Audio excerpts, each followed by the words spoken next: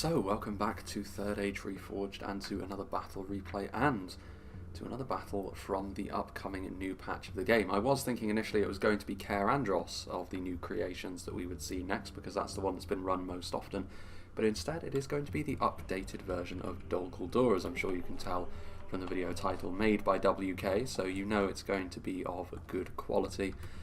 And yeah, I'm already liking what I see from this. It's a very well designed fortress. You can definitely see that it's seen better days in many ways, in the fact that the walls are all crumbled and ruined in certain places.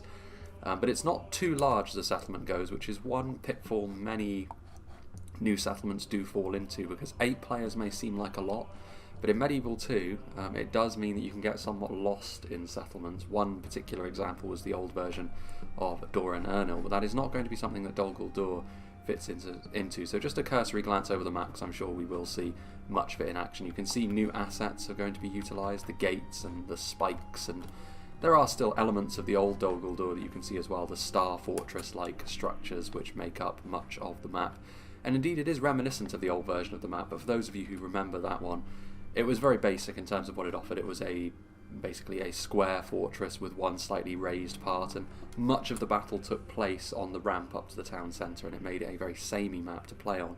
That isn't going to be the case here though. There's many twisting and turning pathways. There's going to be a lot of narrow areas as well for the defenders to hold on to, so the defenders are going to have plenty of opportunities to make the attackers pay rather dearly for every inch of ground. But like I said, we'll go through the map itself in a little bit more detail as the battle goes along, but you've already seen, I'm sure, got a cursory glance at the fact that there are these caves under here which offer an alternative path up to the centre of the fortress, as well as these outer areas as well, which the attackers will have to push their way through.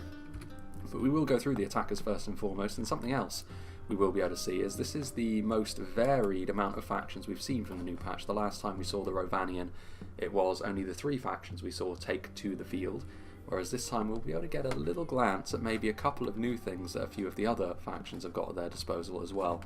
Though we will start off with Froggy, who is playing once again as the Rhovanion. For those of you who missed that battle that took place within their capital, they are going to be here as well, which makes a good deal of sense. They can march rather easily to DOL Guldur from where they are situated.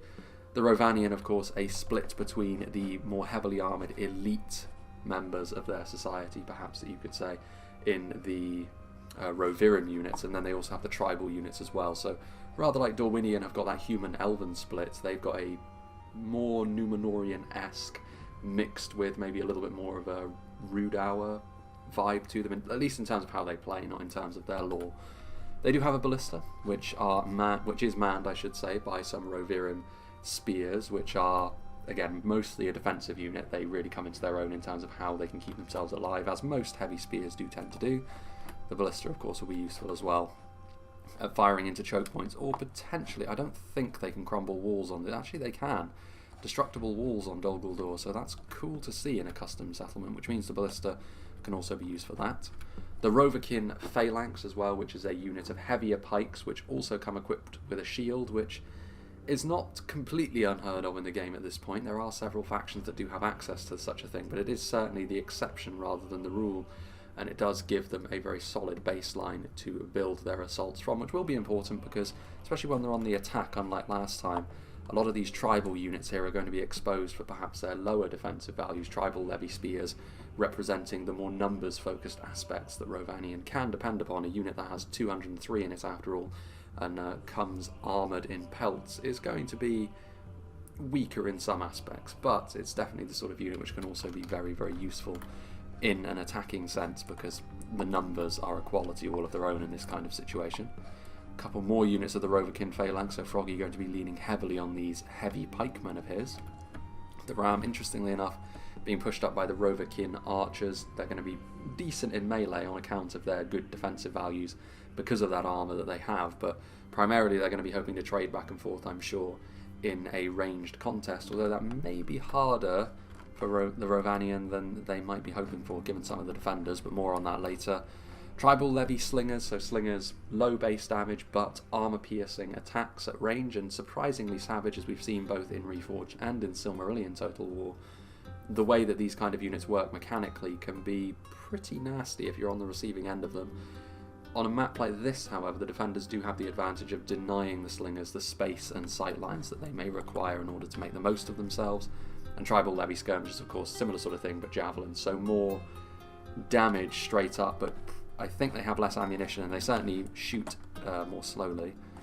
More skirmishers and the like on the other side as well, so going for a lot of throwing projectiles. And at the back, the bodyguard tier unit that the Rhovanion have on foot, the Rhovakin nobles. No real sense in bringing the cavalry, perhaps, although that assessment may change when we see what the defenders have. But the Rhovakin nobles obviously going to be more heavily reliant on their defensive abilities, but a sword and shield unit, and a very strong one, as we saw last time out. Speaking of hybrid-focused factions, Adin Men here is going to be playing as the Vineland of Dorwinion, and they, of course, have got their split focus between their human and elven contingent, so maybe a little bit more quality-centric than the Rhovanion that we just saw. The Elvelyn infantry, for example, maybe have more in common with the Rhovakin, although not quite as pricey or elite, I don't think, seeing as they do represent the best of Rhovanion, whereas this is more sort of the baseline of Dorwinion. But the Elvelyn infantry will be making up some of the attacking number. The Morroquendi are here as well, the Morroquendi bows.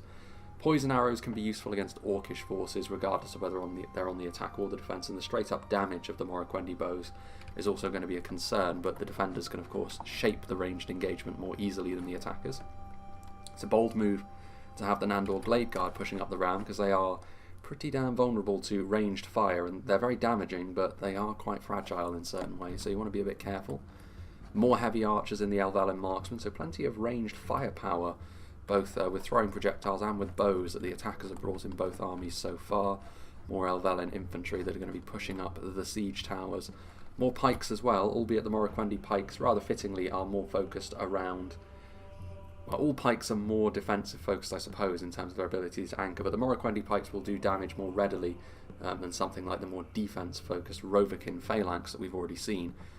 I think I prefer the Rhovanion's approach to pikes in many ways in this sort of situation, but pikes are pikes. They're going to be able to do the job you want them to do in this kind of situation regardless. We have the River Patrol, simply called the River Patrol now. Kelduin being dropped from their name. And they also have shields, which is nice for them. It gives them maybe a little bit more rigidity to enemy ranged attacks, but the same sort of thing is certainly going to apply to them with a simple padded gambeson. Melee is going to be where they are ripped apart more readily, but the shield does give them a little bit more of a reprieve at range. Elvelyn Hammerguard, another bodyguard tier sword and board unit, or weapon and board unit I should say, because they have the armour piercing added by these warhammers as well. The spear variant of the infantry we've already seen, Elvelyn Vineguard, they offer all the defensive nous of spears, but also the spear malice, so they're going to be less effective at dealing damage.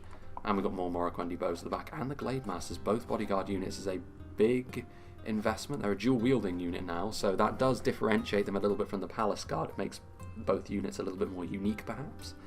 But the Glade Masters, yes, interesting to see how they perform now that they've been changed up a little bit. One of the first examples of a change to a faction we've seen so far, in addition to those shields. Now then, we move on to Eclipse 2500, playing as the Shores of Lindon. Noldorin Blade Master is going to be very much the same sort of thing, a thoroughly devastating unit of two-handed swords with Círda and the Bearded Elf in their number. Looks like 3 units, that of Noldorin Guard, which is a big investment, but when you're talking about wanting to pack on a little bit more armour, which in this kind of battle can be one of Lindon's main downfalls, Noldorin Guard also are very, very strong in melee, so we'll see how they can do. It's going to be a big chunk of their budget gone. Mithlond Marines offer those javelins as well. Not a huge amount of ammunition, but they do double as decent makeshift infantry as well, and obviously as elves they're going to have certain strengths in that regard anyway. Lindon Mariners, an all-new unit to Lindon as well, another unit of javelins. You can see they also have a spear on their back, lightly armoured, as most of the Lindon forces are, however, so worth keeping an eye on them for later. Plenty of pikes in this army as well, so they're certainly not going to be short on pike strength. That's a lot of Mithlond pikemen that Eclipse has brought as well. But Lindon pikes, even more so than the Morroquendi, and certainly more so than the Rhovakin that we've seen so far, are going to be very vulnerable to enemy ranged attacks. Lindon, that lack of armour can be a real problem for them, but in melee, very, very effective for their price point.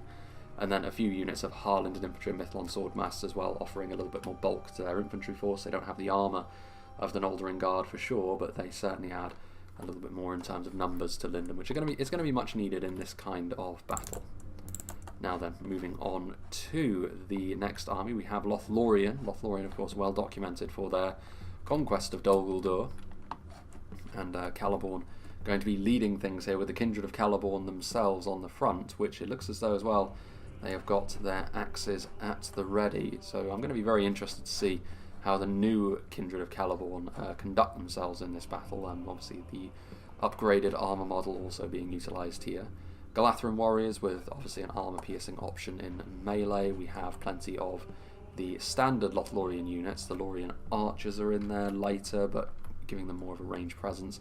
Lorien spearmen are there as well, so plenty of the grey-clad Lorien forces here, which is not too surprising. I mean, when you're the elves on the attack, you're going to have to make some sacrifices somewhere, and the basic elven units are still going to be efficient in melee. It's just going to be enemy ranged firepower that can be your undoing. Galadhrim archers are here also, plenty of armour piercing from those warriors, and we also have some Lorien bladesmen pushing up the ram. Lorien more likely to have a few hidden units here and there as well. I should mention as well 2 times playing as them. Now then, the final attacking army going to be Gondor today, played by Mevin. Gondor, a faction. The time that I played in the new patch, as of now, in one of the Caer Andros attempts, I was facing off against Gondor as Mordor. So I've got a little bit of insight into how they will react, although they were on the defence that day. Citadel Guard offering that high-end spear unit that Gondor are very well known for, backed up by some upgraded Gondor infantry as well. This kind of heavy armour approach is going to be important actually, given the fact that there are 2 elven factions which are going to be more quality and maybe less armour focused. You could say 2.5 given Dorwinion's presence. So Gondor, actually even then, like the Rhovanion have got half their faction not very armour focused either, so Gondor have got an important role in this fight. Gondor spearmen with the armour upgrades as well, basic as far as spears go, but basic is just fine when you're on the attack like this as long as you use them correctly. The trebuchet is here, as we've already seen, destructible walls on this map, so that's the sort of thing they can be utilised for. Excuse me. Guards of Osgiliath in behind the siege tower wall that has been erected to prevent any sort of missiles from reaching their ranks right from the off. Gondor infantry. Pelagia marines, you get more ranged pressure going to be coming down upon the defenders. And over here some upgraded axemen of Lasarnak as well, so plenty of armour piercing in the hands of the attackers over on this side of the fortress. And that's going to be it from Gondor, question mark. An interesting layout of forces indeed. Actually there's more Rhovanion forces over here as well, the tribal berserkers, which I was quite surprised to not see them in the Rhovanion roster, so it's not too surprising to see that they are actually here after all, because they were so effective in the preview that we've already done of the game up to this point. Kind of similar to a unit like the Black Wolves in how they play. Now for the defenders then, Evil on the defence. Tommy the Wise playing as Isengard. He's got some half-orc spear guard. It is worth saying Dol Guldur themselves are going to be a faction in the upcoming next patch, but they're not fully ready yet, so I don't think we're going to see them. I think it is going to be Isengard and Angmar, so half-orc spear guard ready to guard the direct route into the caves with some Snaga skirmishers ready to do the same. We've got the Trolls of the White Hand. Trolls not really going to be changing too much from the last patch in terms of what they're going to be good at and when they're going to be good at it. Maybe I don't know how to explain it really, but maybe that period of time is widened or contracted a little bit depending upon how the game as a whole and its meta has developed. We'll have to wait and see. Snaga skirmishers are here as well. The Nazkai still the high point of the Isengard infantry force. We've got some Uruk-hai infantry in here as well, Uruk-hai crossbows and Baneguard. Uruk-hai infantry, crossbows and pikes are obviously going to be one of the central aspects to Isengard and always will be. And then they've got some Baneguard in here for some extra armour piercing. Pikemen are here in high numbers, unsurprisingly, with Snaga skirmishers there as well. As we exit the caves and move out into the initial parts of the settlement over here, we have WK himself, who sent me the battle and made this map, so double thanks to him today. Witchrealm Scourge Raiders. Now there's an interesting one. They are now a mounted unit, which means that Angmar do have a potentially very nasty anti-cavalry force, especially when you combine them with the ever-present Witchrealm Inquisitors, as you see in and amongst their ranks here. Just in behind them, some Angmar Halberds and Angmar Marauders. Going to be making up the cheap and cheerful initial lines that Angmar are going to be committing to the fields. Some spider webbing wrapped around the fortifications. Gundabad Guard offering a heavier defensive unit as well with their stolen dwarven armaments and armour. So they're going to be here ready to reinforce the line for them from their lesser brethren. Snagar archers as well, so there is going to be a bit of a skirmish perhaps. Angmar not the best with archery, so definitely going to be reliant on Isengard's crossbows and the like, but I think the attackers are probably going to have the edge in terms of skirmishing here at long range anyway, so they're going to have to rely on the fortress and maybe their close range punch here, the defenders, to be effective, which is atypical perhaps for a siege as we're used to. Gondor Guard as well, another unit of them. Some Blackwatch Legion, which their mass on the defence is going to be very useful. Great Shield infantry units as well have been made a little bit more effective at their just general combat as well. The Blackwatch Legion were never quite as weak as the Blackguard of Barad-dûr in this respect anyway, but they are still going to be a little bit better in their own right, which, considering how effective they look and how scary they are, maybe they should have been like that anyway. Guardians of Khârn Dûm with the armour upgrade as well. Angmar very well known, of course, for their solid front line, and that's going to be one of the first things the attackers are going to have to contend with, especially seeing over here Guardians of Khârn Dûm also backed up with the upgraded Witch Realm Pikeman. And then moving along further, we have more Guardians of Khârn Dûm. We have Winged Swordsman 44 as well, who's going to be playing as Mordor today. Blackguard of Barad-dûr. Interestingly enough, we just kind of mentioned them by proxy when talking about the Blackwatch Legion. Sauron's Will with the armour piercing, which will be useful more so against Gondor, but won't be completely put to waste against Lothlorien, I suppose. Troll Drummers, who now work properly in the game, they will offer a morale boosting effect, which especially on the defence like this will allow the Mordor front line to really dig in. Uruk Halberds are here, the Temple Executioners, a defensive catapult, Minas Morgul Chosen, or Morgul Chosen simply as they're called now. Our first look as well at Rangers in this version of the game as well, although did we see the Carmel Shadowbows? Can't remember in the Rhovanion one, but now we will see the Rangers without body piercing and instead having a higher base damage and higher range. It's obviously not going to be as useful for defenders, but the meta of the game should evolve to the point where Rangers are not the be-all and end-all of defensive efforts like this. Olag High here, more Uruk Halberds, and also that's the Troll Catapult, so Troll Catapult crew, Uruk Infantry, Morgul Chosen, more Uruk Halberds. The Trolls are definitely scattered, the Troll Drummers. Sauron's Will, and then at the back, Temple Guard, some more Uruk Infantry, so a very numerous force this, with Uruk High Crossbows, some Guards of Orthanc in here as well, and then plenty more Pikes and Berserkers, so a concentration of force here at Dol Guldur's summit. But yes, I don't think we're going to have to wait too long for this battle to get underway, though, considering how close all of the attackers are. So let's get this show on the road, shall we?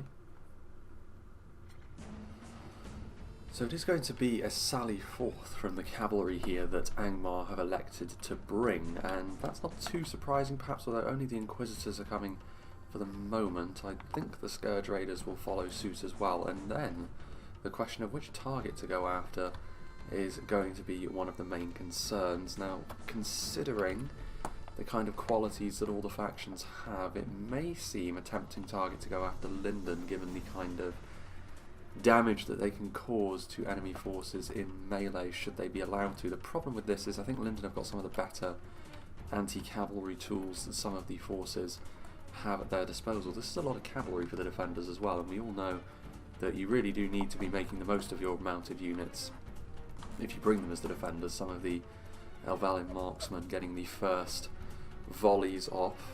No kills as of yet, but it is an indicator of perhaps what this cavalry can expect as it tries to find gaps in the defensive positions. You can see the Lindar Mariners already in place.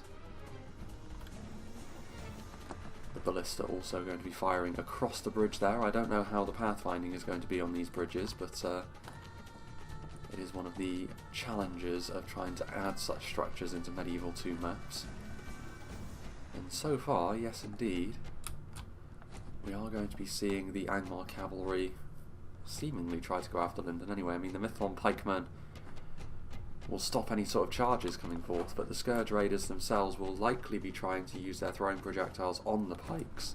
Throwing axes like this can do an awful lot of damage to unshielded units, and the lack of armor that Lindon have is going to be a problem there. You can see that just with one volley that connected decently, a fair number of that unit have been cut down. And the Swordmasters are not going to be too much better, I have to say, withstanding this kind of punishment. No better, in fact. So So already Lindon struggling a little bit, trying to get behind their own siege towers now, this makeshift defence that they are setting up. Besieged by cavalry as they besiege the fortress. Looking around to the other sections of the map. Few dead. Yeah, Lothlorien shadow bows with a good position here. Some nice shooting areas. Firing down into the forces of Gondor as they move forwards. That's going to be a difficult position to push their way through, though. It's a fairly narrow point that Gondor have to work with, and with Uruk-hai pikemen clogging the gap as well, they may have to rely on some ranged units.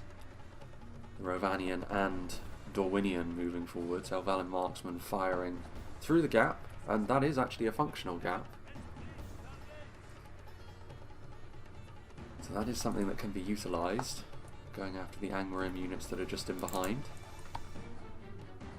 Now the mounted Scourge Raiders continue, and this is a lot of damage they've done already to the Lindon forces, so making really good use of their throwing axes here, and again going around to the other side. I'm not convinced actually that setting up in a big blob like this is actually going to make, or actually going to improve things for Lindon at all, because it just means that these throwing axes are bound to hit something, and you don't want to be losing stuff like your Lothlorien units, even if they are slightly better equipped at dealing with the damage that's coming their way. Do they not have anything that they can use? I mean, surely they've got some javelins that can be used in response to this. The lack of cavalry for the attackers here is proving to be maybe a little bit of a problem. And now, the Angmar cavalry also going after some of the Lothlorien archers as well, so both Elven factions on the receiving end of the mounted divisions that the defenders have at their disposal.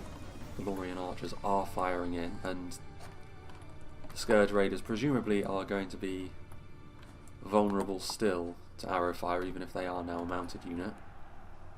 Inquisitors, again with a good charge in there. There may be sword cavalry, but these are very lightweight archers they're charging into, so the charges really are connecting very nicely. Lothlorien spearmen trying to get in the way, but not set up ideally and pointing the wrong way, so another decent charge coming in here. This is the sort of thing that the defenders need to be seeing, though, if they are to have a chance, and even in a 5v3 when you have numbers at your disposal, such as the Orcs do here. Isengard getting to the side a little bit, trying to deny Gondor the use of firing in with any of their archers. Some of the Uruk-hai pikemen, based on the formation, actually are outside the walls. This certainly isn't intentional, but it does mean that they will be engaged in combat. Technically the first infantry on infantry fighting we've seen so far. The ballista firing in, although actually a pushing from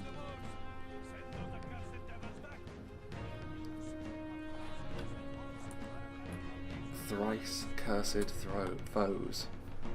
Javelins coming in, so the attackers starting to make a little bit of headway over here. The Rhovanion phalanx and Nandor Glade Guard pushing forward together, so a good defensive unit and then a bit of damage added in there as well. And then also being backed up by some tribal levy skirmishers, but the Angmar won't be too concerned for the time being.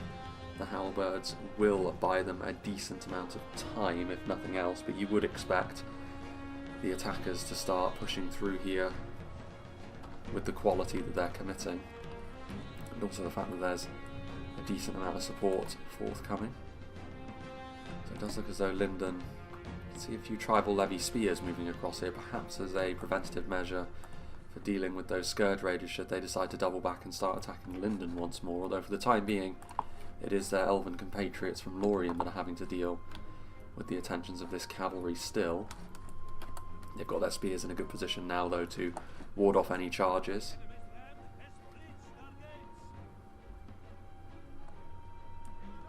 And the Lothlorien archers are also going to be able to fire into them as they attack and retreat, so Lothlorien a little bit better prepared perhaps than their fellows.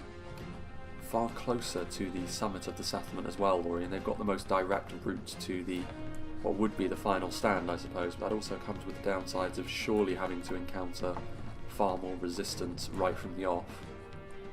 The longest route would be for Gondor through the caves and through Dorwinion and the Rhovanion down here, so perhaps that's why things are getting underway here first, and the elves holding fire just for the moment until their allies make a little bit more progress. Rhovanion Phalanx slowly but surely evening the fight. I mean, the fire arrows are descending. They're getting a little bit of friendly fire as well, though, which isn't exactly ideal. Tribal Levy Slingers, what are they firing at? Nothing, as they continue to move away. Possibly the Shadow Bows? Maybe not the worst target they could go after, although it does look as though maybe the Slingers were going after some Gondor Guard. A pile of dead bodies are here. What have we here? A little plinth for these archers to sit on and try and get some damage done.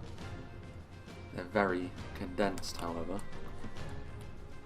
Not too surprising here to see another push coming in from the Crumble Wall as well. Tribal Berserkers in the vanguard, and then being backed up by the more defensively minded Elvalin infantry.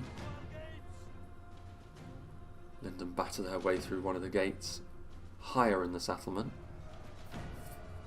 In the last battle we saw the last preview of this patch. The Tribal Berserkers were almost certainly the best performer for the Rhovanion, and in this kind of matchup they should be very good once again, carving through the Orcs, whose main defence is going to be provided by their patchwork armour. Oof. Another section of wall crumbles. Bit of damage done. Tribal Levy Slingers getting caught out a little bit in melee, as are the Skirmishers, and end up routing as a result. Close range volleys coming in from the Snaga Archers, and we've already mentioned the low armour scores of the Tribal Levy. So even a unit as basic as the Snaga Archers, the thud of artillery, Gondor are pushing forward, able to get in through the initial defensive position as Isengard decide to pull back to greener pastures, as it were, and Half-Orc Spearguard taking on Gondor infantry. Neither of these two units are going to be the fastest at dealing damage, but Gondor infantry are shaken. Close proximity of these Snaga skirmishers almost certainly not helping matters, and a couple of volleys have already been forthcoming, and all the Half-Orc Spearguard need to do is be that defensive bulwark, as any armoured spear is first and foremost going to be in a siege battle like this. Another route into the caves does exist, so 3 ways in. No, 2 ways in. No, yeah, 3. 3 ways into the cave. The Forges of DOL Guldur. And again, the Half-Orc Spearguard being tasked with halting this progress. Elvalin infantry and Rhovanion Phalanx together, though, should be enough to slowly bring down the Half-Orcs. But if they do commit those Trolls of the White Hand, things might change up significantly. One of the better units that they have, the defenders, for breaking up these more heavily armoured pikemen that the attackers are utilising. Ballista coming in, so already we're seeing the attackers start to wash over several positions for the defenders. Tribal Berserkers starting to probe this angle as well. Gondor Guard won't particularly enjoy being in melee against a unit as heavy hitting as they, but Tribal Berserkers also have a certain shelf life as well defensively. They are not up to the same level as many other kinds of units. Lindar Mariners trying to skirmish in. The angles are not really on Lindon's side, but trying to just whittle the enemy down for the time being, and taking the slower approach, like I said, for the Elven factions isn't necessarily the wrong thing to do here, especially when you consider the damage that both have already taken at the hands of the cavalry. Lothlorien still waiting for the time being. WK's cavalry riding by once more. They could make the attempt to going after Gondor, but it does look as though Gondor are way ahead of that, with the Gondor spearmen already in position and guards of Osgiliath, so it's going to be much more difficult for WK's cavalry to take anyone by surprise at this stage, but it's still something which is going to be a bit of an annoyance, you would have to say, for the attackers. They would much rather be able to commit what units they want to these melee engagements here as and when they wish. Trebuchet firing over to assist the push through the other entrance as the Gondor infantry continues to do their thing over here. Decent hits by the looks of things, but only on Angmar halberds. Not entirely certain that the Gondor Guard will want to be pushing out of this defensive choke point that they occupy. A few more Rhovanion pikemen moving forwards as well to help shore things up. And still the support coming in from the tribal levy as well. We noted that in the composition phase what sort of approach the Rhovanion were going for, and a lot of these entry-level tribal throwing projectile units so far earning their keep, able to sling into those halberdiers. The Rovakin hoplons pushing in as well, so more heavy spear versus heavy spear, so the Rhovanion trying to make sure that their assaults are robust enough to be able to withstand any sort of damage that the defenders may wish to inflict upon them. And this is a bit of a counter-attack, I suppose, maybe spurred on by the fact that the Trolls of the White Hand pushed into the pikemen, although surely their time is nearing its end. But most of these units actually are not the highest in terms of damage dealing potential, so it's no surprise that the Trolls of the White Hand have been pretty effective here. And Isengard continue to move out. A good opportunity for the Rovakin archers to fire into the side here, the classic combination of Uruk-hai infantry and Uruk-hai pikemen doing the business on the front line, and the attackers are struggling a little bit actually to keep momentum. There's the ballista there, or Elvalin ready to be committed should the need arise. And before they can utilise any more of their ammunition, the archers are going to be engaged by more Uruk-hai infantry. If they want to make this stick though, Isengard may have to continue to commit units out here, and that is a risky game to play. If you continue to funnel manpower into these kind of engagements, the attackers, generally speaking, are going to be able to sustain this kind of combat for longer with their numbers. Uruk-hai pikemen are there. Throwing projectiles may be going to be utilised here. Some Uruk-hai pikemen joining the half-orcs here to prevent Gondor from making any progress. Still the Gondor infantry just standing and fighting as they do. Outside keeping an eye on WK's cavalry, which is still loitering around, maybe waiting for Gondor to have to commit more units forward. And inevitably gaps will appear somewhere. Ardenheim shadow bows don't have the angle anymore to be able to shoot as they were. Lothlorien? Are they going to... well, they are. Lothlorien bladesmen, they are going to test Mordor's resolve. Mordor haven't really seen much in the way of melee combat themselves at the moment, with Angmar and Isengard taking the lead in the lower fortress. But now they will be engaged. Lothlorien bladesmen will of course have the beating of Uruk infantry 1-1, but the Uruk infantry very numerous, and these Lothlorien bladesmen a little bit battered from their encounter with the cavalry. Meanwhile, Lindon actually moving in, but I'm not sure Lindon have got the numbers here. I mean, Gundabad Guard are on the way up here as well. There's a lot of damage done to that unit over there. I would assume that that was at the hands of these Orc Javelins, or maybe the Ardenheim Shadow Bows actually, and with their high base damage, they will actually be, Rangers will be very effective against the likes of Lindon now.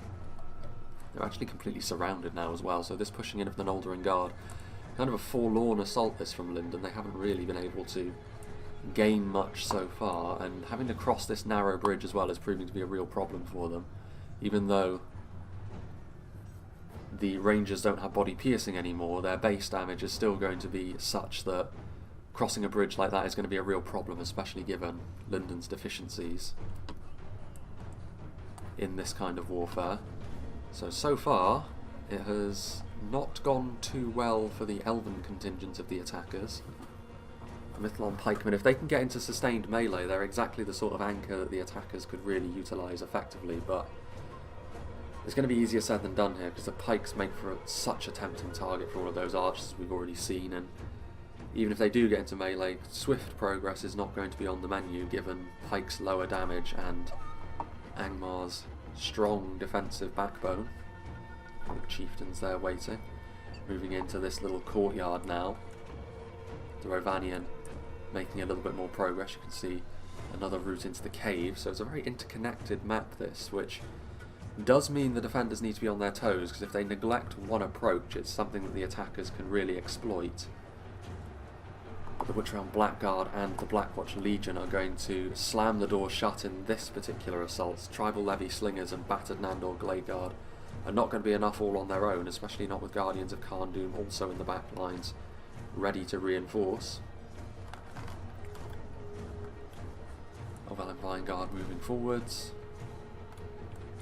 And here, starting to make a little more progress perhaps into the caves, but as soon as they have done so, Isengard have got yet more reinforcements. The one thing that we would say perhaps for the attackers so far is this engagement out here, because you can see there has been a reversal. Isengard chasing the enemy, and ultimately their counter-attack was thwarted. Tribal Levy Slingers are here as well, but yeah, and Snaga Skirmishers clearly going to be no match, especially not when you see that the commitment of the Morroquendi Glade Masters is here, and they will absolutely slaughter Snaga Skirmishers in melee. Most units, to be fair, are going to absolutely slaughter a unit of their calibre in melee, but especially something like this. And Hoplons will offer a little bit more rigidity, making sure of their progress over here, which will be very good news for Gondor, who, to be fair, Gondor are starting to gain a little bit of ground themselves, so perhaps they can meet up as one and start to really cleanse these caves of orcish filth. And the cavalry, I mean, I think we have been missing a little bit of cavalry action here and there. You can see as a lot of these riders have fallen. The Trebuchet and the Citadel Guard, perhaps the Trebuchet was too big of a prize for WK to try and let go, but unfortunately for him, his cavalry has paid the price for that. Still, the cavalry has been very useful for the defenders here. I don't know whether you could say it's paid for itself entirely, but the panic it must have caused in the Elven ranks early on has definitely set the tone for the engagements in the north and west of the map. Guardians of Kharndoom just sitting here in reserve, and you can see the mass pushing capabilities of the Great Shield units still in effect, and the Blackwatch Legion pushing through with the Witchround Blackguard in and amongst their number as well. This is not the sort of thing the attackers can afford to take lightly. As the assault continues, a few arrows coming forth as well from the Snaga Skirmishers. Have Lindon reversed their fortunes? Slightly. Lindon have managed to establish a beachhead within the walls, and some poison arrows also landing. Like I said, the Angmar positions are still relatively solid, but at least Lindon are now fighting toe-to-toe with them rather than getting bullied by those Rangers, as we saw previously. Guardians of Kharndoom making their way in as well. Mithlon Marines, said at the beginning, they make for a decent makeshift infantry unit, but again, Lindon are not fully set yet. They do need to be a little bit careful. Noldorin Blade Masters should help matters significantly. Sauron's will. Defeat seems certain for them. It does go to show the quality of some of these Elven infantry units, but numbers are certainly on Mordor and Angmar's side here. Further up, what is going on here? Well, I mean, a counter-assault from Mordor, seeing perhaps that crossing the bridges, Lothlorien didn't have enough to withstand the counter-assault from the Olag High, but yeah, so in terms of the lore, Lorien are certainly not going to take 0 losses as they did. It was Lorien, I believe, that took Dol Guldur without taking a single loss. That's not going to happen today. They've already taken plenty, and there's going to be more to come. Uruk infantry pushing forward as well. So far, these little counter-assaults with the heavy trolls have been pretty good. Short-lived perhaps for Isengard, but the damage they must have done to the kind of units they were facing makes it worthwhile, and the Olag High, if they get committed in and out of the lighter Lorien units, they will surely earn back their cost as well. More Lindon units coming forward, so yeah, they have established themselves quite nicely. You can see these Guardians of Kharndoom, ever since the Noldorin Blade Masters have arrived, have really started to struggle actually. Not too surprising, the Noldorin Blade Masters will make a mockery of many a unit in the game, and as dependable as the Guardians of Kharndoom are, they find themselves among that number. And this counter-assault as well will be coming to its end soon enough. There's no more reinforcements that can be committed, and as soon as they're gone actually, Dorwinion and the Rhovanion can link up with Lindon, and perhaps this is where the dominoes could start to fall, and the interconnected nature of this fortress could start to work against the defenders, even though so far it's worked in their favour. They've been able to reinforce across the different paths swiftly. Yeah, and the Rhovanion have linked up now with Gondor. Maybe a slight change in the tide you sense here. The defenders have been doing well up to now, but now the attackers perhaps can seize the momentum and really start pushing back. Blade Masters have taken a bit of damage, but then they would almost certainly be one of the first targets that a lot of these defending skirmishers would like to go after, crossbows especially. Would really like to dig into a bodyguard unit. Rhovanion Hoplons have pushed forward. There's plenty of Uruk-hai infantry, which without support, the Hoplons won't be able to defeat all of these Uruk-hai infantrymen. Spear Malice working against them, against the armoured legions of Isengard as well. Angmar marauders and halberdiers being tasked with holding back this Dorwinion assault, which will be fine for now as long as it's limited to a single unit of Alvalan infantry. The halberdiers will actually make it so they would go on to win this fight, but surely there are reinforcements that can be committed. I mean, Vinegard can be moved in, just some simple numbers would be enough, although they may need some extra reinforcements over here as well, the attackers, to finally bring this Blackwatch Legion-led push to its end. And the Gondor Guard, who have been certainly one of the sacrificial units, we would say, so far, I would suggest. We've seen mostly the Gondor Guard being used as a punching bag, which is not terribly surprising in this sort of situation, I suppose, for a heavy spear unit. And the Witchram Pikemen starting to lose numbers. Angmar are intent on trying to salvage the situation though, and Mordor, because the Uruk Chieftains and the Witchram Hammerguard, two heavy hitting units with armour piercing, moving in to try and punish Lindon for their advance. Some Lorien archers in here as well, so Lothlorien lending a hand. The poison projectiles still finding their marks. I don't know, I think, do Lindon have more reinforcements they can commit? Not really. They've gone mostly all in. Some Noldorin Guard here, and they may need a few more reinforcements, and maybe this is why Mordor and Angmar have been so willing to push in many of their high-end units to stop Lindon in their tracks. They may be able to finish Lindon off before the Rhovanion Dorwinion arrive to support, is maybe the thinking here, but they will need to commit more to finish them off more quickly. Uruk infantry. Over here, I mean, more Uruk infantry, but now they're starting to lose steam against the armour-piercing axemen of Lothlorien.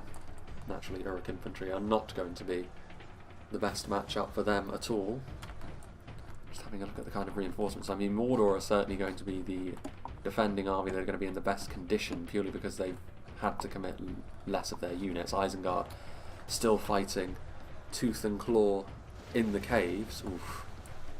Ripping over the heads of those units and killing off some of the Nazkai, you would suggest as well, which is a very good reason to try and go after them. I would also be very unsurprised if these river patrol were going to use their javelins on them as well, after they've killed off this one pike, the entire unit distracted by it. Tribal levy slingers moving in from the side as well, helping to keep this Gondor line in check. The initial Rhovanion units being killed off, and as a result of the Nazkai arriving, you can see they are struggling. Nazkai certainly going to be very much at home when fighting Gondorian soldiers. Further back, the Alvalan moving in now, Rhovanion Hoplon, so finally committing the numbers necessary to smash those Angmar units to splinters. Those crossbows still have ammunition by the looks of things, but perhaps out of necessity they may be committed to melee here, just to try and hold things at bay, because they are doing well in the Nazkai engagement, so they don't want to be seeing complete envelopment start to happen. Conversely, the attackers, that's exactly what they're going to want to see happen. Vinegard will not like being in melee against Nazkai, but when the engagement is this shape, the attackers will still take it, and more Gondorians starting to pour in as well. So far, the Gondor infantry and Gondor spearmen, the bread and butter units of Gondor, have been doing reasonably well, and now armour piercing from the Hammerguard and quality as well is surely going to mean the momentum shifts once again back in favour of the attackers. Guardians of Kharndoom arriving, but I don't know if one unit of infantry like that is going to be enough here. Still a ways to go, and there's still another route they can take back through here, but I don't think that's going to matter too much. I mean, yeah, this is finally being dealt with, but a lot of these units for the attackers relatively slow at dealing damage, so the Gundabad Guard buying an awful lot of time here for the defenders to figure out what they want to do next. And this is going to be the key, I think. How did this engagement treat them against Lindon? Because yes, Lindon are looking in a fairly sorry state, but I feel as though in order to make this worthwhile from a defending perspective, Lindon kind of needed to be destroyed completely, and I don't think that's going to be the case. I think they are going to be able to fight off what remains. We are more or less at the halfway point of the battle now, and so far I think it's anyone's game. There's still a good amount of fight left in everyone. Every army still has something to contribute, and the fight continues. I still think it's down here in the caves where the most violent engagement is happening so far, and I think you would have to suggest that the attackers are gaining the upper hand here, and I'm not sure committing more to this is going to be worthwhile unless Isengard gets some support maybe from Mordor. If Mordor sends some of their Uruk halberds down here, perhaps that might be enough to help shore things up, but committing the Guards of Orthanc down here, 162 of them, so they've changed to being just a pure heavy spear unit rather than another bodyguard unit for Isengard. But the Guards of Orthanc may be very good at holding a line, but when you consider the kind of units they're going up against, I mean, Elval and Hammerguard should be ideally placed for dealing with Guards of Orthanc, so that's going to be bad news bears for them.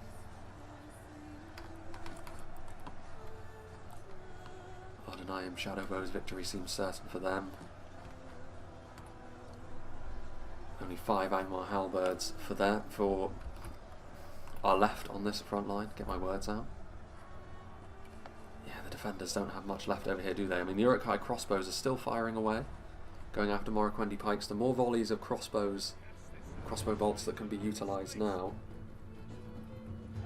the better it's going to be.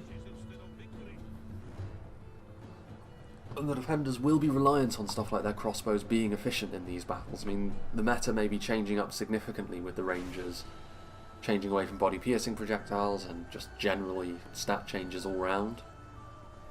But one thing will always be true, both in Medieval 2 and real-life sieges, I suppose, is that if you can utilise your ranged units like this effectively, that's going to be the key to your success or failure. And still the Uruk chieftains are alive, but they are alone down here.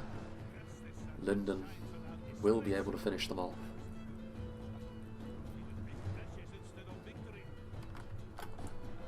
The defenders not fancying their chances. It's interesting that they've now got the Easterling announcer, Angmar, rather than the base boosted Orcish one. Lothlorien's still biding their time and waiting, which is not the wrong thing to do for the reasons I mentioned earlier, although I think at this point, if they were to attack, it would put the defenders under an awful lot of strain, because they still need to do some regrouping, the defenders.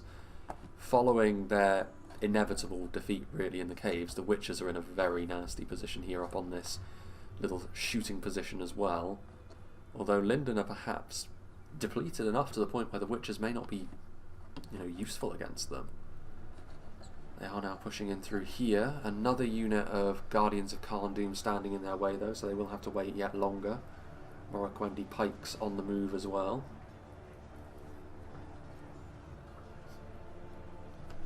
And more Uruk chieftains arriving too. Still a little bit of support coming in. It's only from Snagar archers, but any damage they can do will be very much appreciated, I'm sure, by the foot soldiers. It feels more like the defenders, more and more across the battlefield, are buying time, purely buying time in too many places, and not actually inflicting wounds deep enough to be considered worthwhile for throwing those units under the bus.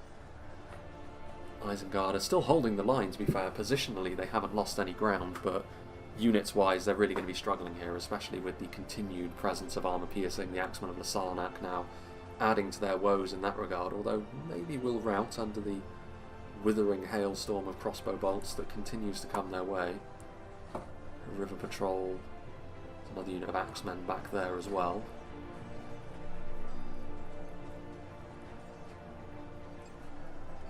Hoplons coming in from the side. It's not going to last much longer, that flank, which is perhaps why Winged Swordsman, I think, is going to commit another unit of Ardent Iron Shadowbows to try and stop the progress of those Hoplons, but you can see what the problem is here. There's too many Uruk-hai crossbows, too many Shadowbows, Snaga skirmishers. A lot of this is just skirmishers that are out of ammunition. And they're going up against some heavy hitters from Dorwinion and Gondor, so it's not going to end too well for them. But the crossbows, they are buying time. Skirmishers that have that armour in melee and can just stand and fight for a decent amount of time, even if they're not doing a lot of damage, can be very useful in that sort of situation. I mean, Moragwendi pikes as well, they are unshielded, so the Snaga archers will get more kills than they otherwise would in this little gap. As we make our way back over here, Lothlorien's still waiting and having a look. Morgul chosen. Halberds, I mean, it's a fairly intimidating sight to have a phalanx on both sides and then heavy units. Trolls are still scattered across the settlement. I don't know whether this means that the radius on the troll drummer unit is actually huge when the unit spreads out like this. I mean, that would be fortunate, because there's not really a way you can make a unit split apart to this extent intentionally, I don't believe. But it could be that those troll drummers have managed to blanket themselves across the map very nicely. Mordor coming in again, and maybe, I mean, Uruk infantry with Olag High, is that going to be enough? Lindon's damage dealers are long gone, really. It's a few pikes that remain, and Olag High will be very good, so they may be able to finish off Lindon in their entirety here. It may have taken a little longer than would have been ideal, but that still will be a big victory for the attackers. And these kind of bold moves, they haven't been shy about the odd counter-attack in this battle so far, which is one of the benefits of being evil defenders. You've got a little bit more license to be able to do that, and it's not so much of a Hail Mary as it might be for a faction like the Elves. But it does come with its own risks as well. Uruk infantry, if they get isolated against this kind of unit, are not going to do too well. Some Rhovanion units are still here. Oh, the crazy death animation, where the unit goes crazy and then 2D T-poses into the floor. The Olag High moving forward to try and do more damage here. It may very well end up being a numbers game for the Olag High here. They may not purely go after the Lindon units. Worth keeping an eye on that unit of Noldorin Guard there. Just try and kill off as much as they possibly can, which round pikemen who were shaken, and that's as a result of poison arrows being looped over the walls. Still these very narrow choke points proving to be a bit of a problem for the attackers. Moragwendi pikes make it so that it's unlikely these Angmar and infantry units are going to be doing too much damage, but they're also going to be making very slow progress against what are effectively walking armour units at this point. That is what they're being utilised for. The caves now, though, this lower section of the caves has been dealt with, so now they can push up and go around the Guardians of the Khan Doom if they so choose. Another exits the caves as well higher, but that one is marshalled by a unit of Witch-Round pikemen. Gondor pushing forward, sending forward the Gondor Spearman, but they're going to be met by Uruk-hai Berserkers, so that fight will head in the direction of Isengard for as long as these are the only units that are contesting this line. Berserker's definitely going to be doing the business there. Surprised they're not more readily moving to push around, and I think, well, it's interesting, Angmar noticed the gap that had appeared more quickly, so they are going to simply surrender this courtyard now, which is fine. I mean, and the Witch-Round pikemen may as well pull back as well. At this stage, I would suggest it is actually in their best interests, perhaps, to purely guard and centre their efforts around the Star Fort at the top of DOL GULDUR. Continue to hold the gate against Lothlorien, perhaps. Kindred of Caliborn moving in. The Nazgul, is it? The Nazgul with their slightly updated models. They've got more tattered hoods, a little bit of their armour is also visible, whereas before it was purely their cloaks. Interesting, the Nazgul are all on their lonesome here, facing down the Lothlorien advance. Typically speaking, that's not how you want to be using the Nazgul at all. They work far better when they've got a lot of support. Guarding that front gate, that gate, and then the way in through the caves, which is this way. That will offer you 3 front lines, which the defenders still certainly have the numbers to be able to deal with. There's still very disparate elements of fighting down here. Temple Executioners, Guardians of Kharndoom, Lindon still just about standing. Not too much left to give though, unfortunately for them. These Witcher-on pikemen moving back. Maybe the Snagar archers are being thrown under the bus here. They might be out of ammunition and they're just going to be getting in the way of any units that would hope to chase down something more important like the Witcher-on pikemen. They're going to get into melee, and Pelagia Marines easily going to be able to deal with Snagar archers, of course. And this is now more of a complete engagement and advance from the Gondorians, with the spearmen now being joined by guards of Osgiliath, and those pikes will make life far more difficult for the berserkers to continue getting their talons into the Gondorian men. Pike-to-pike violence. The guards of Osgiliath and Uruk-hai pikemen are on a very similar level in terms of what they offer. Uruk-hai pikemen are a more common unit, perhaps. You don't see an Isengard host without the pikemen at their centre, whereas Gondor, it's not a certainty you'll see the guards. I believe the red limit is lower on the guards of Osgiliath as well. Those crossbows. Certainly in this fight in the caves, Uruk-hai crossbowmen have been the main source of concern for the attackers, but it hasn't been enough, you would say, to blunt them too much.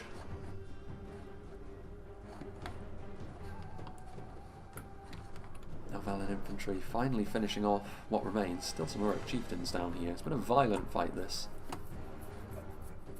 Not exactly the kind of fight that Lindon relishes being a part of either. That low armour is always going to be a concern for them in that kind of fight, and it proved to be there, but they did also manage to show their strength in melee, even if the locale wasn't ideal for them.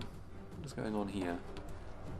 Lothlorien are moving forward, but I think the Nazgul, you would hope the Nazgul will hold back from a defending perspective, but Sauron's will, Uruk halberds, the halberds actually, armour piercing, maybe not going to be useful against the standard Lorien units, but it will be enough to anchor their line in place, and Lorien not committing enough to really be too much of a concern here.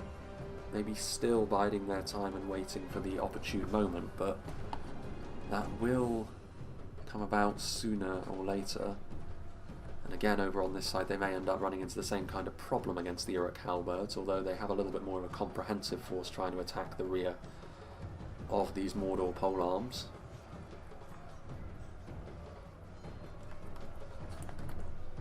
Guardians of Kharndoom on the way back. Morgul chosen. I mean, winged swordsmen should probably be thinking about setting up against Lothlorien a little bit more readily at this point. The danger is, of course, that Dorwinion can simply come around and attack the rear of this position, and ideally the defenders wouldn't be setting up to cover this whole area. They would simply be trying to guard that choke point, but I don't think they have too much of a choice at this stage if Lorien are forcing their hand, although Lorien may end up ruining this decision because Mordor now have the opportunity to attack them from the rear, although they don't seem to be taking it. I don't know what Winged Swordsman is thinking here. This is more of a kamikaze charge than anything else, and there's no good reason for it, and yeah, now they're moving back. So it must have been an example of trying to move your whole army at once and then the pathfinding, struggling a little bit with that. Gondor, their numbers are going to be far too much here for Isengard. This fight has been slipping through Isengard's hands for quite a while at this point. They're still just about holding on, but ultimately, I think their fate is sealed.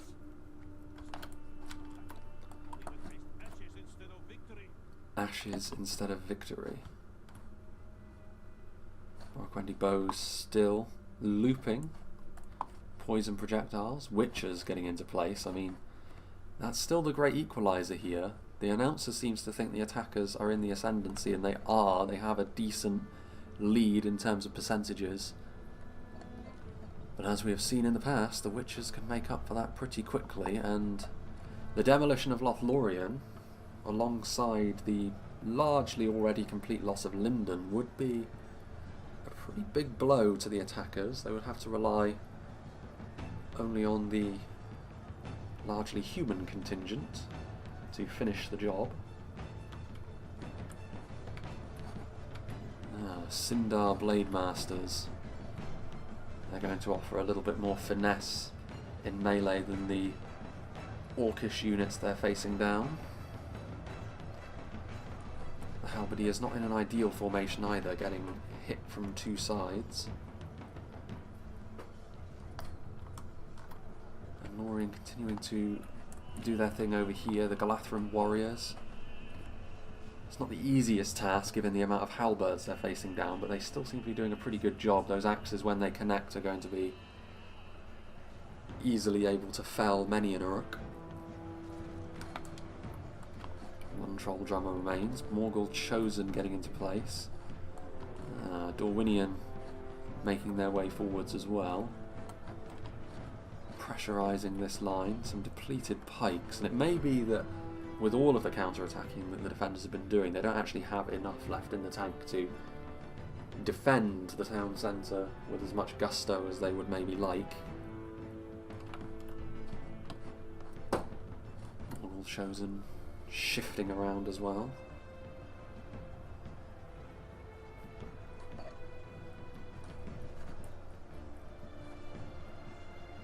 Victory seems certain. Victory is almost a certainty.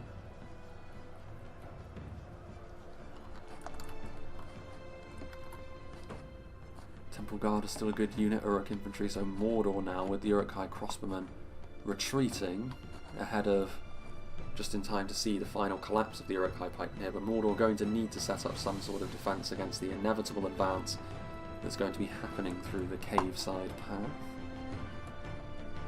The trebuchet is also trying to make its way through the caves, which is bold. There are cliffs that exist in those caves, and then even 2 artillery does have a real habit of sliding off them.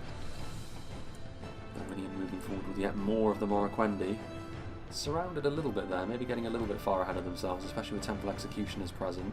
Morroquendi pikes and now bows attacking these Morgul Chosen from 2 sides. Not an ideal situation for the Morgul Chosen to be in, but neither of these 2 units are among the most devastating that Dorwinion can have in melee, so maybe their armour and defensive values will be enough to see them through. So far it is. Numbers still intact as well. Uruk halberds.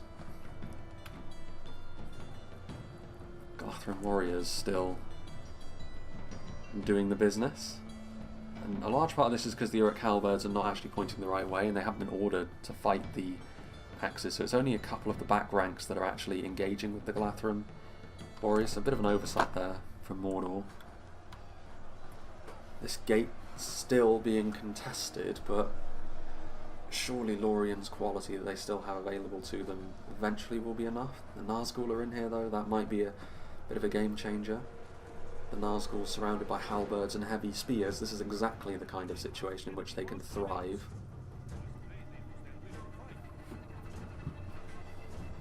Lose their will to fight. You do well to do a chain route on the elves, even with the damage they've taken. I think the faction most susceptible to a chain route actually would maybe be the Rhovanion, just because of the tribal units and how much. But then even then, the Berserkers are a Berserker class unit, so they're not going to run away. It might even be Gondor. And even then, the poison arrows are actually going to be brought to bear against the defenders, so I think we are more likely to see a defender's route more so than anything else.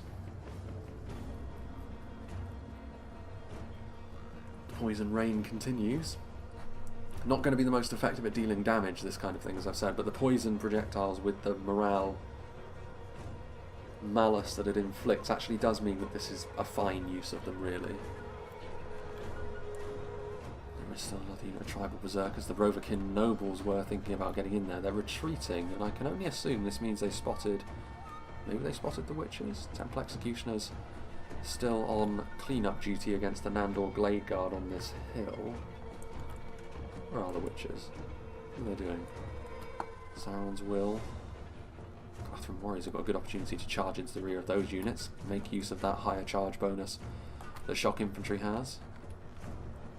High Crossmen have actually returned, maybe again still just trying to buy time against the slow but sure Gondorian advance. One Troll Drummer marching in step with a unit of Uruk Infantry. Oh no, here are the Witchers. So wait. Wait, what? Do the Witchers still have their projectile, or did it get taken away? Are they just purely Poundland Nazgul now? I don't know. I am not sure. But they're here, I mean they're in melee, they will slow Gondor's progress, but again, Uruk Infantry, Uruk High Crossbows, one Troll Drummer. I don't think it's going to be the defenders' day here. I think the attackers, the forces of good, are going to cleanse Dol Guldur.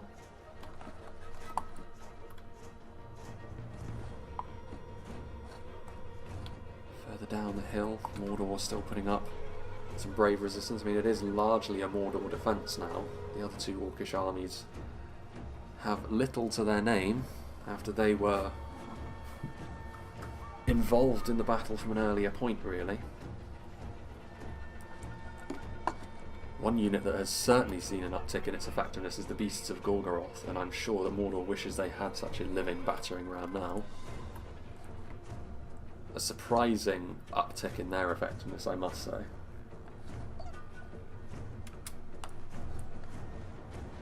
Morgul Chosen pushing through, so they, you know, bit of a collapse here on the front line. Only the River Patrol remain, and you know what their fate is going to be. They are not going to be able to withstand this level of punishment.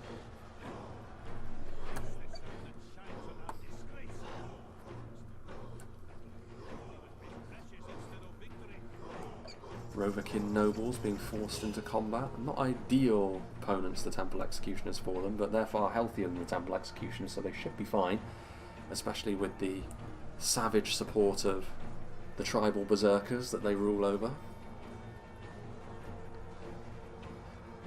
And they have made a habit in this battle of trying to push back with counterattacks here, the defenders, so why stop now? I don't think it's going to do them any good though, especially not when they've counterattacked into full view of some Pelagia Marines that still have a bit of ammunition, so those javelins will only hasten the demise of these Mordor units. What's going on over here? Still struggling to make a breakthrough here, but then the presence of the Nazgul probably is informing that to a large extent. So Lothlorien still struggling to make real headway into the settlement.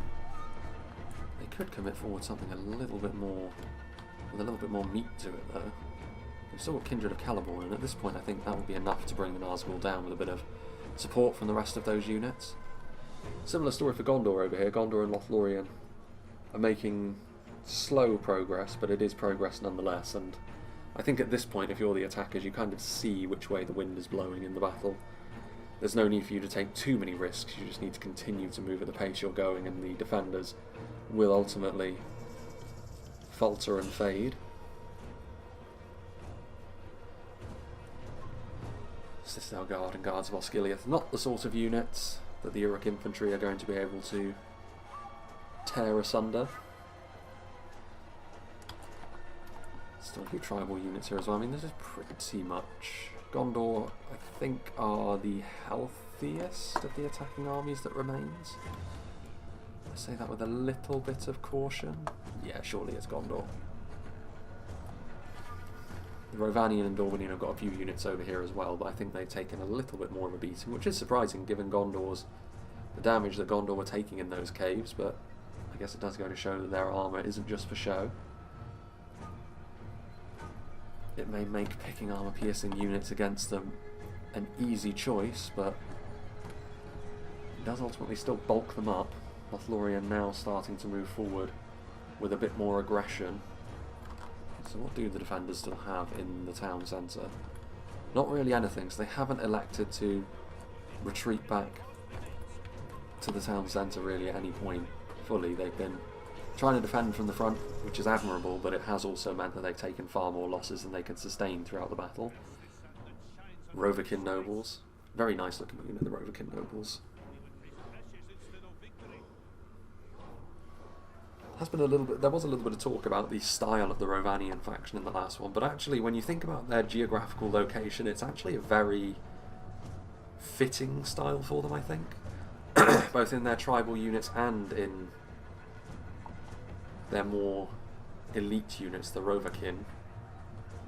They're sort of wedged in between Dale/Erebor in the north, Rhûn/Dorwinion in the east, Gondor/Mordor in the south, so it makes sense that they are kind of this strange amalgamation of the heavy armour that's clearly flowing in from the north. In terms of the stylings of some of their heavier armour units, you could see a little bit of old Numenor in them, which has presumably come up from the south. And then obviously they've got the influences from the east as well, especially in the tribal units. You know, you've got that Eastron kind of influence to them. And then you've also got the exotic animal pelts, which surely will have come from the east as well. So it does make a certain amount of... There was a good amount of thought, I think, that's gone into their design. And also in comparison to the DOL GULDUR faction and Ered Luin and such things, the Rhovanion are a little bit more of a blank slate, so you can be a little bit more... You've got a little bit more creative freedom with what you do with it. The Rhovanion nobles as well, especially, are certainly my favourite looking unit. I mean, bodyguard units are always going to have a slight edge in that regard, I suppose.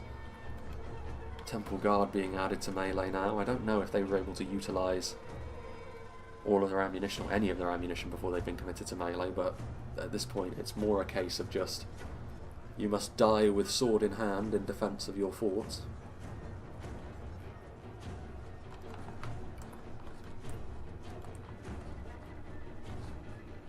Citadel Guard moving forwards, Gondor finally pushing through the caves. There goes the Angmar general. Torn asunder by a cluster of Gondor infantry. All of these units are routing perpetually, which is perhaps why they aren't moving in to deal with the situation here, the Rhovanion units, and they've elected to retreat instead. This really, I think, is the only actual fight that's happening at this point, I believe. Victory for the attackers over here. I think in the caves as well. They've managed to be outright victorious. And a fairly decent victory here for the attackers. Difficult for the defenders to sustain all of the attacks, and while I was saying the attackers can get away with counter-attacking, or the defenders can get away with counter-attacking as even forces a little bit more often, I think maybe they were a little too aggressive on certain occasions. Also, I don't think, based on what we saw, I mean, there were several instances where we saw crossbows doing very well, but also too often I think we've seen the ranged units of the defenders not shooting. Like the Temple Guard here, they may very well have used all their ammunition, but I didn't see them use their ammunition, and if they did, I highly doubt it was terribly effective. The cavalry may have induced panic, but did it pay for itself? Probably not, in the grand scheme of things. As much as Lindon and Lothlorien wouldn't have appreciated the attentions of them, I don't think all the money that they sank into it was ultimately repaid by feasting upon a few pikes and a few Lorien archers. And it's by these margins that a 5v3 is going to go in favour of the attackers more often than not. There's still a fairly decent number of frames left in this fight. I think we might actually have to go up to ×2 speed. As the Temple Guard continue to go toe-to-toe with the units that Lorien deigned to commit against them. There may very well be Nazgul over here as well, given that they were very much fighting on the front, and yes, there are. 8 of them still remain, and they'll be able to feast on Lorien bladesmen for a little while longer yet. Cairn Amroth Rangers. They still have their two-handed sword, I believe. No, they don't, actually. Well, yes, they do. Some of them merely slinging it over their shoulder. There's the sounds of battle, but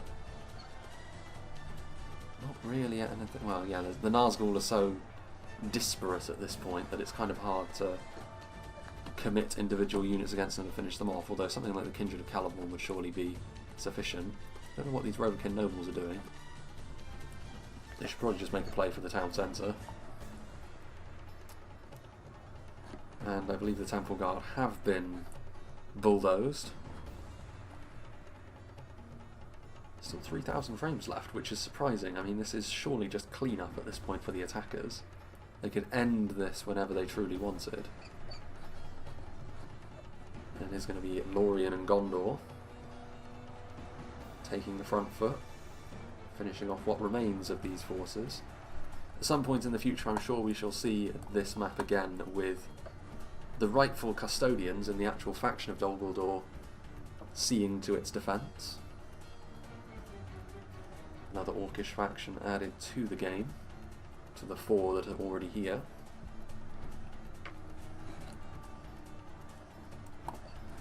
More slingers.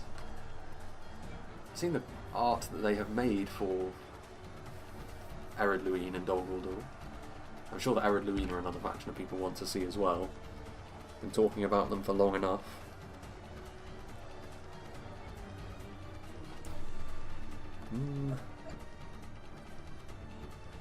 Helvellyn Marksman moving in.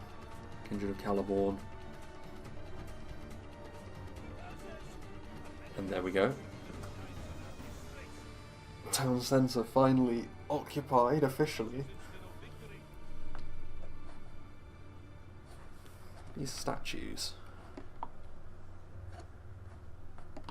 Very nice. Again, these are all new assets as well. I wonder if you can go up these stairs. I don't think so because you can pass through them. I was going to say, the kind of crossfire that you'd be able to set up in the town centre itself would be absolutely vicious if you could go up there.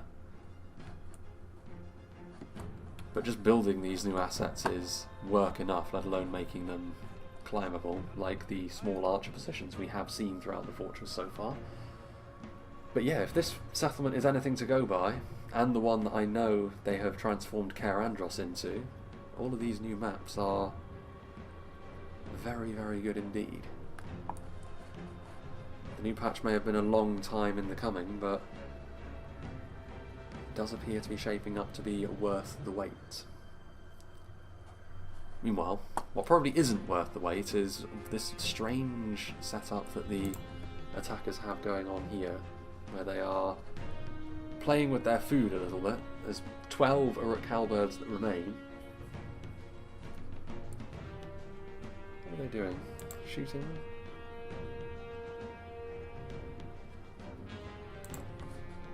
I guess so. Tribal Levy Slingers. Is this going to be an admission of defeat? Because I don't think with one volley they'll kill off 6 of them.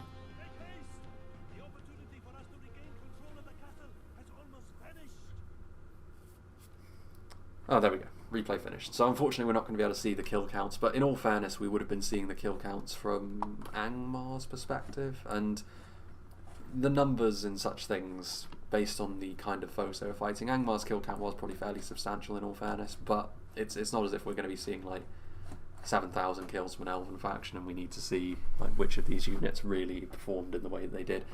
Unfortunately we can't see the kills, but it is what it is. Anyway, the main star of the show was clearly the fortress itself. Evocative of the old version of Dol Guldur in the sense that it is a fortress in a wasteland, and then you also have the spiky nature of Dol Guldur, for lack of a better term. The star fortress nature of it is something I really like. The caves add a lot to the map actually, I think. And the interconnected nature of it as well is important for making it work. It means that as the defenders you really need to be careful where you choose to defend, because you can't simply unthinkingly defend from every angle that you see.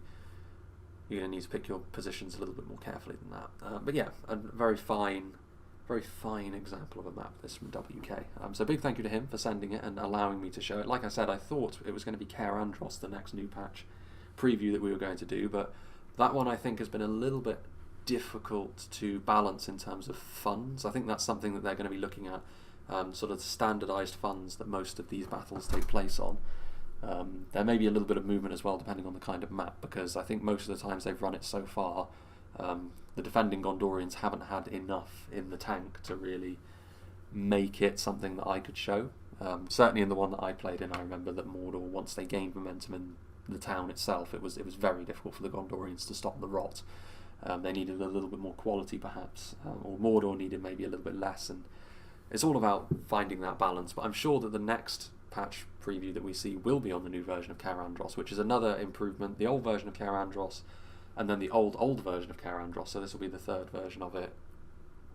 The one on the island, it was a little bit too large. It does suffer a little bit from that thing that I was talking about at the start of this battle replay, where you can get lost in the settlement far too easily, and ultimately most of the fight took place at the back end of the settlement in the keep, which was basically the old version of the map as well.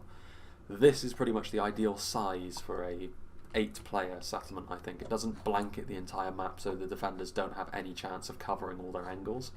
But it is large enough to the point where the attackers still have a bit of movement and they're not simply funneled into one choke point for them to be slaughtered. It does, I think, do its job very well.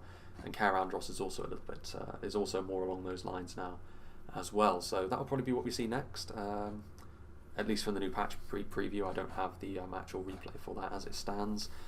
As for what's going to be coming out next, actually, I mean, this is going to be far sooner in the schedule as well, so I believe what's actually coming out next is another Knockout Tourney video for the Shock Infantry. I believe that's what's coming out next. Anyway, I think that's where this is going to slot into the schedule, because I'm recording this and then I think it's in 4 days' time it's going to be coming out, which is a bit of a rarity now that I'm operating a month ahead of schedule again. Plenty of battles from Winged Swordsman 44 that you sent me in as well. There's a few free-for-alls coming up in the further future from Womb Raider as well.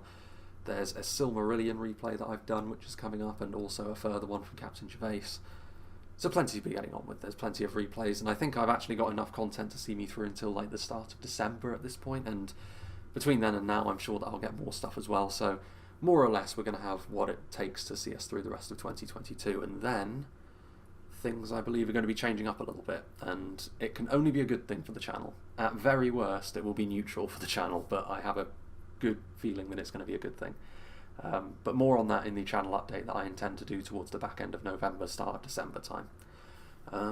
But yeah, either way, big thank you to WK for letting me show off his work. I hope you enjoyed this, and I hope you'll join me for whatever is next.